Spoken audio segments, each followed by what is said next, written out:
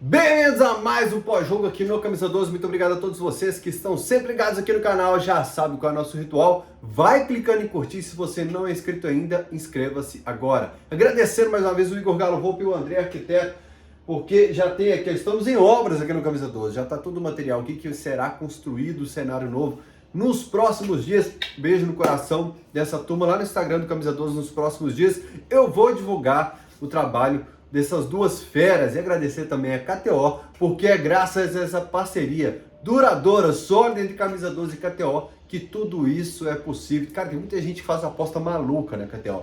Eu tenho um amigo, por exemplo, lá em 2021, ele apostou um dinheirão que o Flamengo ia ser campeão brasileiro. Que ele falou: meu irmão, se a vida quiser me ferrar, ela vai ter que pagar muito por isso. Pá!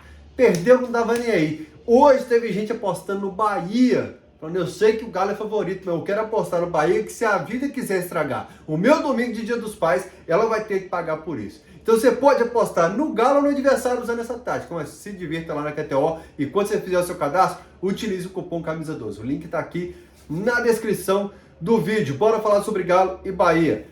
O Filipão optou por manter a mesma base de escalação. Claro que sem as peças que ele perdeu durante a semana.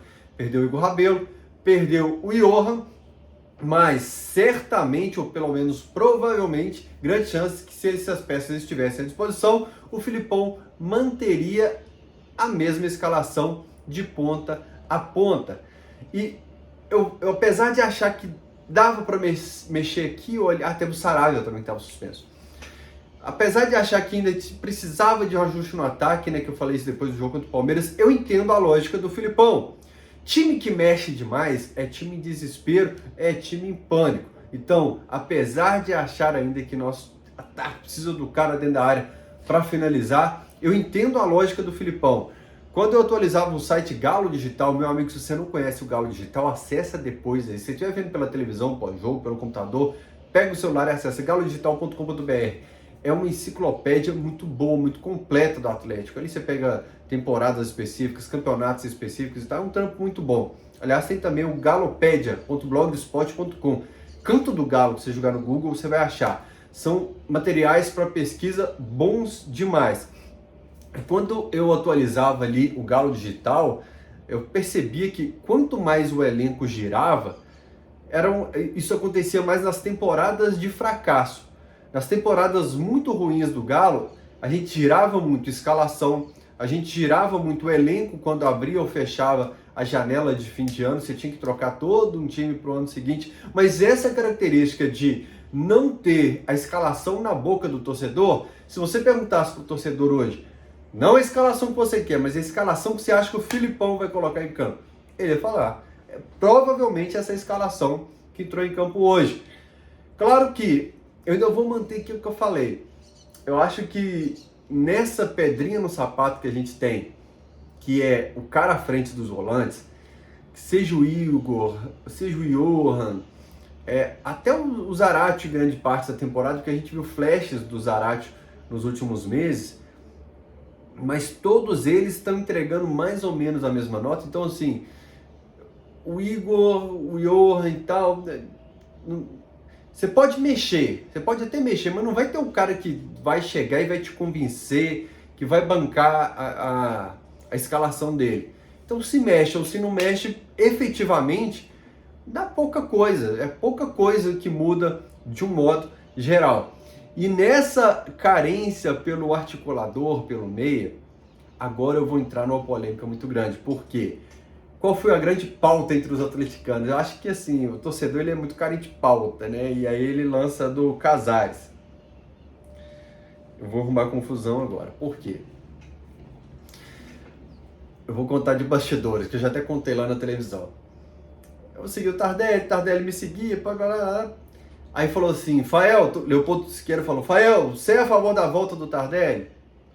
E o Tardelli, quando foi para a China, ou quando voltou da China para o Grêmio, eu defendi muito ele. Falei: meu irmão, eu não tomo conta de conta bancária dos outros. Eu não posso falar se o cara tem muito dinheiro, se ele tem pouco. Meu irmão, a vida é dele, ele decide as finanças, porque eu não aceito ninguém vir no meu trabalho falar se eu já ganho o suficiente ou não e ver o que eu vou fazer com o meu dinheiro.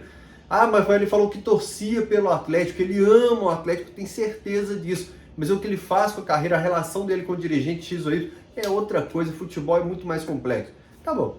Aí nessa vez, Rafael, você é a favor da volta do Tardelli? Eu falei assim, olha, ele não foi bem no Grêmio. Aqui no Galo ele teve uma lesão e tal, mas foi liberado. Foi pro Santos e também não deixou saudades. E ele está parado há muito tempo. O Filipão também tá, Rafael. A gente está falando de atleta. O atleta está parado há muito tempo. E o Atlético hoje está numa prateleira diferente do Diego Tardelli. Ele precisa chegar numa outra equipe, mostrar um bom futebol para voltar para a prateleira do Atlético. Ele ficou bravo demais comigo e tal, parou de seguir. Acho que ele deu aquela bloqueada, desbloqueada pra gente parar de seguir. Eu segui porque nunca fui amigo dele, eu sigo ele como fã, como jornalista, mas principalmente como fã. Eu sou fã do Diego Tardelli. Mas o torcedor queria o Tardelli de todo jeito. O Tardelli parado há um ano, é melhor do que o Fábio Gomes. Eu falava, meu irmão, esse não pode ser o critério de um time profissional. Um time profissional não pode trazer um jogador que é paliativo à solução. E a torcida do Galo tem muito isso. O Dátulo, a gente queria o Dátulo sem saber a forma como o Dátulo está hoje, porque em 2014 ele foi útil, ele é atleticano. A torcida do Galo quis o Donizete, enfim, é sempre a mesma característica. Até o Marques a gente demorou a desconectar, né? E a gente não queria ainda o fim daquela história ali em 2010. A característica da torcida do Galo que é muito intensa no amor, e o amor às vezes cega. Só que é curioso que às vezes, até quando existe amor e ódio, a torcida do Galo é intensa e tem essa dificuldade de se desprender. Por que eu estou falando isso? Por causa do primeiro tópico, do Casares. Eu não posso avaliar se o Casares está hoje apto a jogar no Galo, tecnicamente, sim ou não. Eu não acompanhei jogos dele na Argentina, teve num outro país desse aí fora também. Enfim, no Corinthians e no Fluminense não deixou saudade. Tecnicamente, me parece que não vem de boas temporadas. Mas eu não posso avaliar. Só que o torcedor avalia o jogador, eu não sei se eu citei, mas vale para o Gemerson também. A torcida queria o Gemerson porque foi bem em 2014. A torcida avalia, primeiro, pela carência atual. Então, se não tá legal agora, qualquer um extra vale a pena, e ela define qual é o valor que será o contrato. Ela se ilude, não, a gente deve pagar só uns 50 mil, o valor todo mundo tá colocando, 50 mil, foi o valor fixo que eu vi na timeline de todo mundo colocando um contrato de risco. E contrato de risco e tal, o torcedor de um modo geral, ele também não sabe o que ele está pedindo, porque ele não sabe como está fisicamente, o tempo passa, a vida cobra, não sabe como está essa situação do Casares hoje. Então, o pós-jogo é para falar sobre a partida que acabou de acontecer, mas eu precisava comentar dessa vez essa atuação, que assim, o menino jogou muita bola no Galo, pegou muito time ruim aqui, foi muito maluco quase sempre também, mas a gente não pode avaliar hoje. E quem dirige o clube não pode ter a mesma opinião do torcedor na mesa do bar, até do youtuber que grava, ele não pode, ele tem que ser especialista, técnico, gastar correto. Então, a princípio, a minha posição é contrária a esse retorno por esse motivo. E que se voltar, destrua e mostra que existiu um motivo técnico justificável para contratá-lo. Eu só não concordo com o torcedor que está carente, que não acompanhou nos últimos anos, não sabe da situação, aprovar por aprovar. Aí a gente tem a mesma atitude de quem contrata mal e deixa o elenco enfraquecido, porque a gente está fazendo teste com o dinheiro do Atlético. Agora sim, falando sobre Galo e Bahia, existiu um certo balde de água fria no primeiro tempo no torcedor, porque a gente imaginou assim, acabou a Libertadores, o Atlético é focado agora em Campeonato Brasileiro, ele tem um turno, mais um jogo, para embalar e colocar o Galo novamente na Libertadores do ano que vem, para pegar, se Deus quiser, uma vaga em fase de grupos e tal. Era a nossa expectativa. E o primeiro tempo, meu amigo, o cara que acordou com dificuldade, com sono ainda para ver essa partida, ele falou, cara, eu podia ter ficado na cama. O futebol apresentado pelo Atlético no primeiro tempo é futebol de segunda divisão. Quando acabou a coletiva do Filipão aqui, enquanto eu preparava aqui o ring light e tal para gravar, o Ale Oliveira falou muito bem na Itatiaia que desde a partida contra o Grêmio, que o bico do avião do Galo começou a estabilizar e ir para frente em alguns jogos contra o Flamengo, apesar da derrota, ele foi para cima, em outros jogos, mas quando a gente passou aquela camada de atuações assustadoras, o primeiro tempo de Galo e Bahia foi certamente os 45 minutos que mais assustaram o torcedor desde então. E o que me deixava mais preocupado nessa atuação de segunda divisão no primeiro tempo é que, se você perguntar para o torcedor hoje em quem você aposta e acredita que pode tirar o Galo dessa, quem mais tem citado nos últimos jogos é o Hulk. E outro cara que é nível de seleção, que é craque, que é diferenciado, é o Arana. E o Bahia apostou muito em cima do Arana no primeiro tempo. Acabei de assistir aos lances pelo GE aqui, dando pause. E se você ver, foram 5, 6, 7 lances seguidos para cima do Arana ali. E o Bahia obtendo êxito em todos. Mesmo quando não finalizou, quando não balançou, se não exigiu uma defesa do Everson, eram bolas perigosas, bolas que pererecavam na área, bolas que passavam rente à trave, ou bolas que exigiam defesa do Everson. E o Atlético começou a cometer aqueles erros em que faz normalmente dos 30 minutos do segundo tempo para frente, que é só entregar a bola para o adversário. O Everson batia um tiro de meta, ou o Everson defendia, chutava para frente, tentava acionar um Pavão para dividir de cabeça, e tem lances que são tão traumáticos para mim, lances esporádicos da partida que ficam na minha cabeça. Foi o 0x0 contra o cara bobo, com Sacha e Ademir no ataque, em que a gente colocou o Ademir para dividir as bolas de cabeça.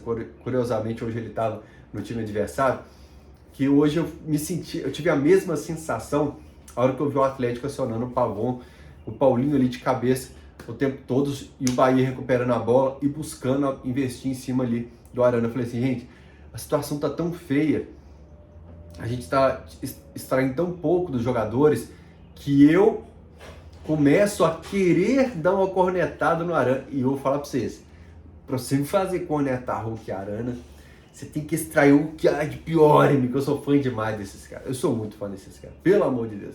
E aí eu falei, meu Deus do céu, cara, olha o futebol que tá apresentando o Arana, a gente vai perder esses caras, e começa a vir um pesadelo. E é curioso porque depois da eliminação do Palmeiras, a gente não sabe se foi um abalo psicológico, se foi a moral, aquela tal da confiança que foi abaixo, ou se é futebol ruim, mal treinado mesmo o time. O fato é que, se é a parte do emocional, do soco no queixo que você tomou na quarta-feira e que você vem desnorteado para a partida contra o Bahia, mais uma vez, deixa a desejar aquilo que a gente mais contou com o Filipão, que era o controle emocional da equipe. O mental de você jogar o vestiário para cima, nos momentos de turbulência, o cara ter experiência, saber como fazer, pegar as lideranças técnicas, Hulk, Arana, esses caras, fazer eles jogarem o restante para cima. E hoje, quando eu vi o Arana muito abaixo, eu falei, meu Deus do céu, o que vai ser nesse segundo tempo? Meu Deus do céu. Veio o segundo tempo, ele coloca o Alan Franco, e quem é fã de carteirinha do Camisa 12 sabe que eu não sou fã de carteirinha do Alan Franco, né? Mas o Otávio já estava amarelado, até um cartão bom, porque não foi pênalti no Hulk, e ele e o Pavão são amarelados ao mesmo tempo, e o Pavão desfalca o Atlético contra o Vasco. É o que eu falo dos cartões bobos, do emocional, do mental, de saber, se é para tomar cartão por reclamação, que seja num lance que valeu a pena, por exemplo. Ficou claro ali que não foi pênalti no Hulk, eu acho até que tem um outro lance na lateral também, que ele faz falta no jogador do Bahia, e ele sai gritando, e essa hora quem assistiu ali em um ambiente silencioso, viu na transmissão que ele xinga o quarto árbitro, o Filipão manda ele acalmar, que ele fez a falta naquele lance. Ele pode ter tomado uma mãozada no pescoço, mas é ele quem faz a falta primeiro. E no lance em que o Pavão tá fora do próximo jogo, o Otávio amarelado, não foi pênalti. Mas enfim, quando ele colocou o Alan Franco ali, eu falei, meu Deus do céu, o que vai ser agora? Mas o Galo conseguiu embrulhar o Bahia no segundo tempo, empacotou o Bahia, conseguiu balançar as redes com o Paulinho. E a gente precisa falar sobre a questão Paulinho também, né? No pós-jogo a gente aborda os tópicos que foram mais decisivos na partida, assim. Eu tô muito chateado com o Paulinho, eu falei que se dependesse de mim não fosse titular, mas eu falei, quando a gente passa da catraca do estádio, é para jogar o cara para cima, é para fazer o Galo ganhar, e por isso fui contra as vaias antes do jogo, quando apareceu o nome dele no telão, e também no momento em que ele deixa o jogo e que parte ali vai a ele, né? Existe uma questão técnica dele estar perdendo os gols, mas falta de vontade não é. Então você tem que passar confiança pro cara. Ele acabou de balançar as redes, meu amigo. Perdeu outros gols. Graças a Deus o Atlético voltou a perder um caminhão de gols no segundo tempo. Existem problemas que eles acabam sendo... você acaba vendo o copo meio cheio diante do problema. O Atlético perdeu muitos gols no segundo tempo, que é um problema, mas que bom que a gente voltou a perder muitos gols, porque a gente não estava tendo a capacidade de perder gols, porque a gente não conseguia chegar no gol adversário. Então, no segundo tempo, eu vendo já o copo mexer, começando a falar de pontos positivos nesse pós-jogo que a gente precisa, né? Domingo leve. Perder muitos gols acaba sendo também um ponto positivo. Pô, agora eu tô parecendo que esse cara que tá querendo no Atlético tudo que é de ruim, tentando converter pro positivo. Não, mas vocês entenderam o que eu tô falando, né? Então eu acho que assim, a hora que o Paulinho botou na frente, eu tô sendo Paulinho, não perde esse gol, senão a arquibancada vai... Nossa, vai vaiar, quase que eu falo a palavra feia. A arquibancada vai te vaiar, nossa, vai virar um clima. Ele perdeu o gol. Nossa, é inevitável, cara. Agora que pegar na bola é perigoso a torcida vaiar. Por quê? Existe aquele clima que eu falei pra vocês de Galo e Palmeiras, que espalha o que tem de briga na arquibancada. Eu falei, mano, o atleticano tá surtando e tal. A gente tem que manter uma sanidade pra arquibancada, pra esse momento conturbado, de instabilidade do Atlético, de turbulência. A gente precisa jogar junto até acabar esse Campeonato Brasileiro, meu amigo, porque o Galo vai precisar demais da gente. Quer mais um ponto positivo? Vamos começar a falar de coisa positiva então, que eu já cornetei muito. Na tabela, o Igor Gomes acho que dá no Hulk, o Hulk já dá um tapinha pro Paulinho balançar as redes. E quase aconteceu isso no primeiro tempo, né? Naquele lance em que o Hulk dá o mesmo tapinha pro lado e o jogador do Bahia corta, o Paulinho ia dominar de frente pro gol ali com oportunidade já de abrir o placar pro Galo no primeiro tempo. Então, isso de pegar a bola e acionar o companheiro rápido, de definir a jogada rápido, já me tranquiliza também, porque o Galo estava burocrático demais de pegar a bola e se estabanar e não raciocinar rápido até o adversário perder, ou o adversário apertar, diminuir espaço e a gente ter que voltar nos zagueiros e nos laterais. Algo no primeiro tempo que me vem na cabeça que agora que eu não comentei é a quantidade de possibilidades de contra-ataque que o Bahia possibilitou e que a gente não aproveitou. E aí me remeteu aquele jogo contra o Palmeiras, em que eu falei a mesma coisa. Que eu falei, pô, e teve um outro jogo antes também, acho que foi um jogo antes contra o Palmeiras, ou aqui não, isso foi contra o São Paulo. Eu acredito que foi aqui em Belo Horizonte. Mas eu falei em 2, 3 vídeos para trás, que você tendo Pavon e Paulinho, se o adversário te dá a possibilidade de você acionar a bola nas costas do lateral com Pavon e Paulinho, você tem que aproveitar, você tem que usufruir disso. E no segundo tempo, a gente começa a usufruir disso, até com o Edenilson. O Edenilson pega uma bola, carrega e chega cara a cara com o goleiro. Não tem confiança nenhuma para chutar para o gol, mas abre o espaço. Em uma outra, o Paulinho. Em uma outra, o Pavon, que vai correndo, dribla e finaliza. Então, copo meio cheio. O primeiro tempo foi um copo vazio e o segundo tempo um copo meio cheio, porque se a gente devolvia a bola a esmo para o adversário na primeira etapa, no segundo tempo a gente começa a perder gols usufruindo dessa bola que o Bahia ofereceu. Se o adversário te proporciona essa bola de contra-ataque, você tem que aproveitar. Esse talvez tenha sido o último jogo do Galo no Mineirão nessa temporada.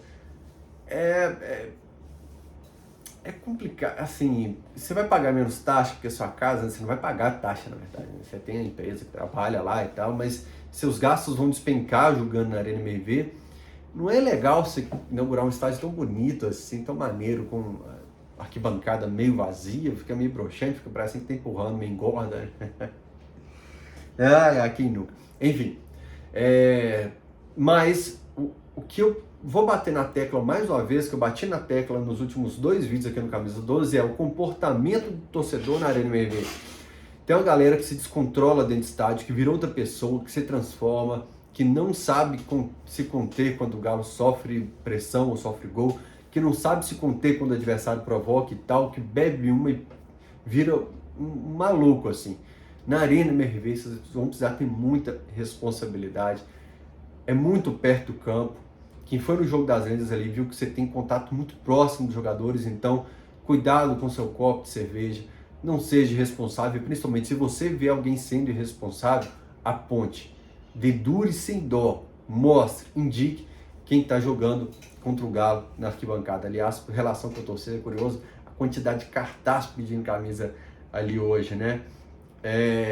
Outro ponto positivo. Por que eu estou colocando muito ponto positivo hoje? Que eu comecei batendo demais no primeiro tempo, falei até que é futebol de segunda divisão. Então, eu procuro sempre assim, mas vamos ver o que tem de positivo nisso aí. É o terceiro jogo que a gente não sofre gols. Jogando contra o São Paulo fora de casa, contra o Palmeiras fora de casa, mesmo que tenha ido muito mal, não tenha finalizado contra o gol deles, e contra o Bahia. Então, peguei esse tópico da coletiva do Filipão. A coletiva do Filipão foi curiosa, porque ele já despediu, depois ele ficou mais um tempasso lá, né? Foi meio arrastada a coletiva hoje. Então, eu até citei pouco ela aqui hoje. Mas é o terceiro jogo, ele citou isso hoje lá, que a gente não sofre gols. Isso aconteceu muito no período Nathan Silva, Gemerson com o Kudê. A gente conseguiu jogos em que eles atuavam, em que a gente não estava sofrendo gols, e que isso possa acontecer nesse retorno com muita frequência, porque você pontuar fora de casa, ganhar dentro de casa, é o caminho para o Galo voltar para a Libertadores no ano que vem. Outro ponto positivo, começa mal e consegue consertar o time para a segunda etapa para ter uma melhora. Foi perfeito? Não, não foi. Mas sair de uma pontuação e alcançar outra, mas numa linha crescente. Porque o Galo contra o Flamengo e contra outros adversários também, até mais frágeis, mais frágeis que o Galo, não mais frágeis que o Flamengo, para ficar claro.